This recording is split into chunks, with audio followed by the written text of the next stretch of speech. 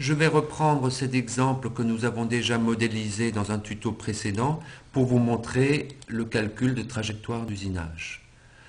Pour le pignon de cet engrenage, j'ai défini une gamme en 3 opérations. Une ébauche du haut de la dent avec une fraise de diamètre 10 qui ne permet pas d'aller jusqu'au fond mais qu'on arrêtera à peu près à mi-hauteur. Une ébauche basse avec une fraise de diamètre 5 et une finition avec la même fraise. J'ai donc défini 2 fraises dont les paramètres sont ici.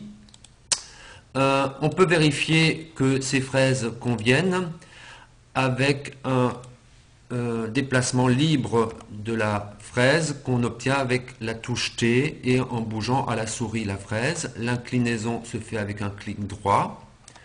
Ici, il ne faut pas oublier que la denture est conique et que la fraise doit convenir sur toute l'épaisseur de la dent, c'est-à-dire du gros bout jusqu'au petit bout.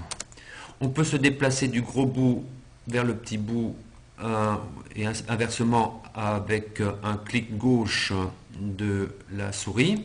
Et par exemple ici, au gros bout, on voit que la longueur de fraise est juste suffisante pour ne pas générer une collision ici. Bien, je ne reviens pas sur le choix des conditions de coupe. L'ébauche du haut et l'ébauche du bas sont obtenues avec l'option ébauche en flanc et vidage de poche en avalant. C'est-à-dire que Filangraine va définir un certain nombre d'étages et l'outil effectuera un vidage de poche de chacun de ces étages.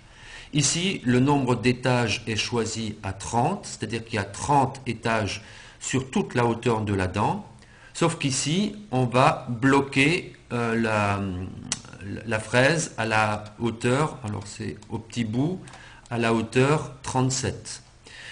Ceci veut dire que sur les 30 étages prévus initialement, la fraise n'en effectuera qu'une vingtaine. Ces 20 étages sont affichés ici.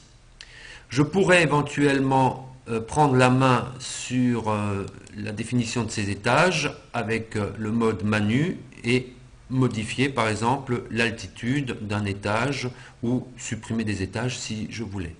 Ici, je vais rester en mode étage équidistant, donc en mode automatique. Bien, le nombre de points dans l'épaisseur de l'usinage est ici à 44. Je pourrais le prendre plus petit, mais à ce moment-là, Filangraine m'avertit que ce nombre est ici peut-être trop petit pour un bon suivi de courbe. Reste à définir la surépaisseur que j'ai choisie à 0,15 pour l'opération de finition. Je peux ensuite calculer l'opération.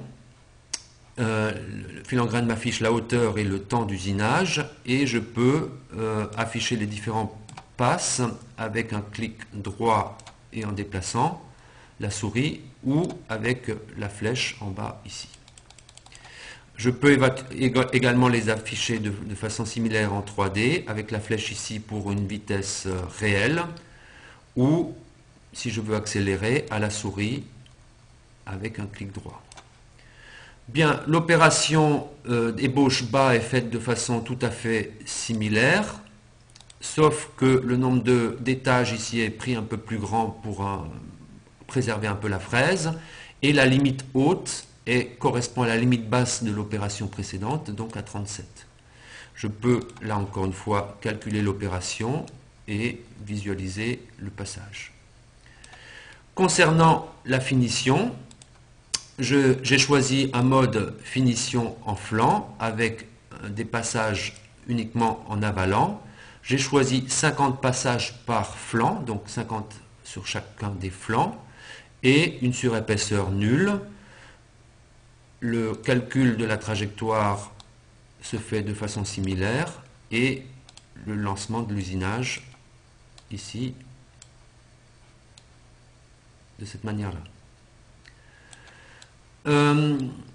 Je peux bien sûr modifier à tout moment un élément, par exemple si je décide de prendre moins de passes ici, par exemple que 24, à ce moment-là l'affichage ici se met au rouge pour indiquer à l'utilisateur qu'un paramètre a été modifié.